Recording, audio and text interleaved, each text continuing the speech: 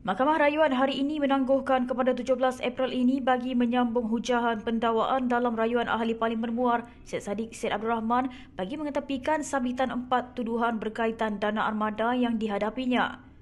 Syed Saddiq, 32 tahun, merayu keputusan Mahkamah Tinggi Kuala Lumpur pada 9 November 2023 yang menjatuhkan hukuman penjara 7 tahun dan 2 sebatan serta denda 10 juta ringgit selepas didapati bersalah atas 4 pertuduhan bersubahat, melakukan pecah amanah salah guna harta dan pengubahan wang berkaitan dana berkenaan. Timbalan pendakwa raya Datuk Wan Syahrudin Wan Ladin yang sedang berhujah bagi pihak responden hari ini tidak dapat meneruskan hujahan selepas beliau tiba-tiba hilang suara.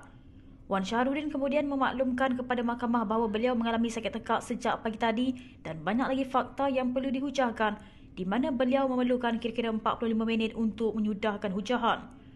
Sehubungan itu, panel 3 Hakim Mahkamah Rayuan dipengerusikan Datuk Ahmad Zaidi Ibrahim yang bersidang bersama-sama Datuk Azman Abdullah dan Datuk Norin Badaruddin menangguhkan prosiding.